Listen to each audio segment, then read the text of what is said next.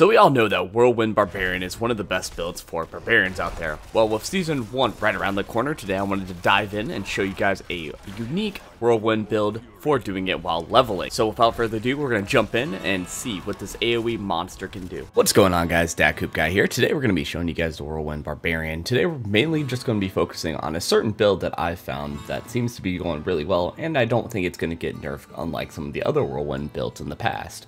So without further ado, let's jump into the talents here. Before I get too far in the talents, I always want to let you guys know that in the description, I always keep a talent tree up to level 50 in the description. So if you are leveling at a faster pace than I am, because obviously I work a full-time job and I'm playing a lot of other different classes, so it's hard for me to level, you can always click the description for up to level 50 and follow along with me. Without further ado, let's jump in. So the first thing you're going to want to get is Lunging Strike. Lunging Strike not only is a good gap closer, but it has some different effects that are really powerful, such as it making it to where it gives us a little bit of healing, and on top of it makes it to where we get Berserking when we crit. From there, you're obviously going to get Whirlwind. You're going to max that bad boy out. From there, you're going to make it to where it generates more Fury over time as we want to keep spend winning. On top of that, when using a slashing weapon, Whirlwind inflicts 40% of its base damage as bleed. I looked at the other one. This one's not bad, but this one just has an overall better damage scaling, and on top of it is great for bosses. From here, you're going to want to pick up Rallying Cry. Rallying Cry makes it to where our resource regen is a lot better and gives us more movement speed, allowing us to spin to win faster and move around the battlefield. On top of that, we're making it to where we're unstoppable, as unstoppable is one of the scariest things out there, as when you get CC'd, it pretty much means that you're dead. So having unstoppable is very important in this game. From there, we're just making it to where it gives us even more fury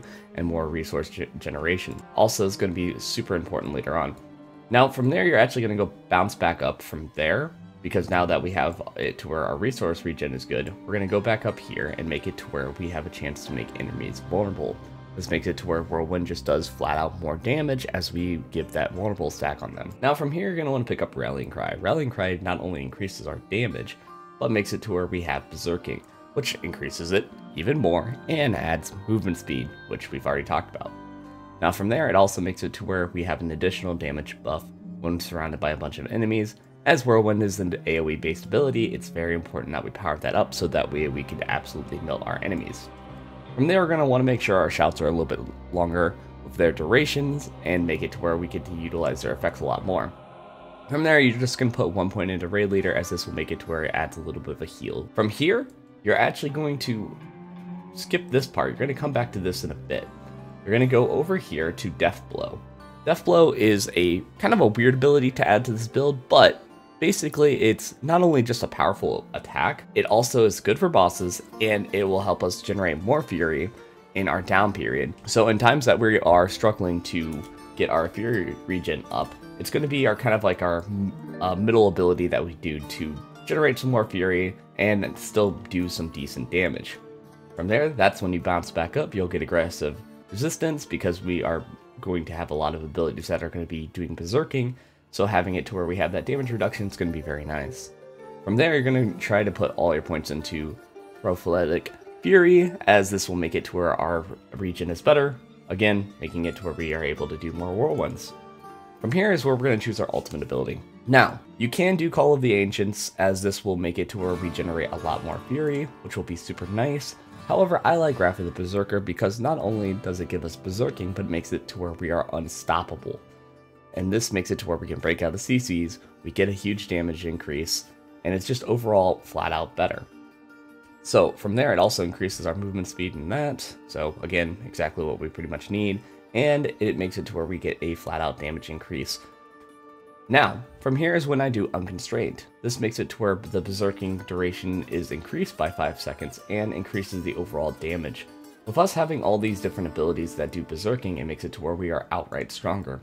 As we get more geared and we have more things that can give us more fury, you can switch fighter for Warrior's Blow.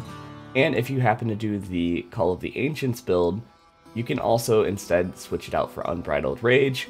That choice is really up to you. However, when I'm leveling, I like focusing just on the berserking aspect of it and making it to where we do overall flat out damage.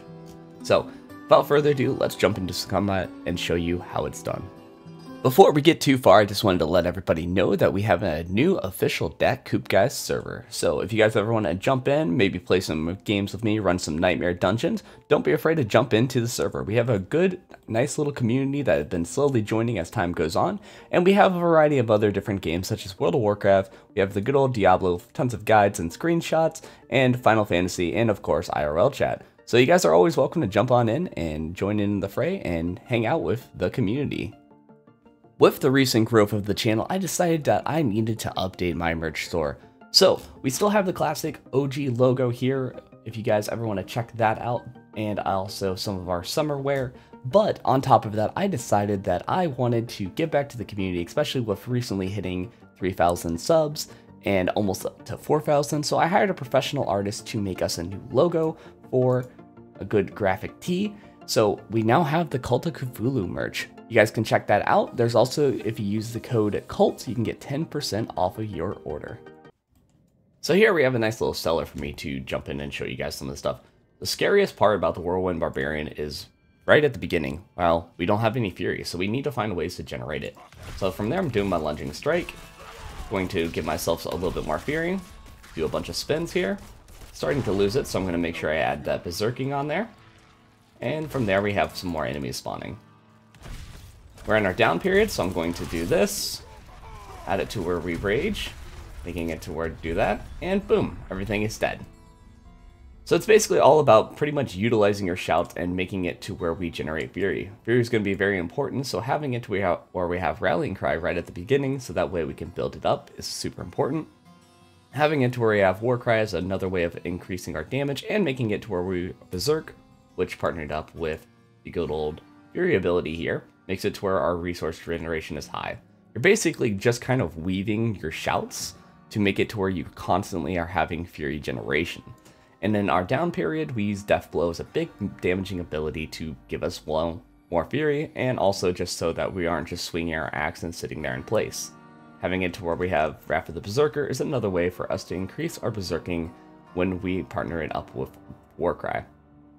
Lunging Strike is just pretty much a gap closer just to keep us in the fray, so that way we can do our spin. Guys, I thank you guys for watching, as I am trying to get a lot of these leveling builds done before Season 1. This one has the most potential of not being nerfed, so that's why I'm kind of focusing on the good old berserking side of it. There is also a way to do it with bleeds, however I feel like that's going to be potentially nerfed or changed, and it doesn't have as good of scaling, and it ends up with you just kind of running around scared most of the time. I kind of like the berserking aspect more than anything else out there. Also, be sure to check out our Discord and check out in the description below for if you are trying to level up to level 50, as I am kind of balancing a lot of other different games and things at the moment.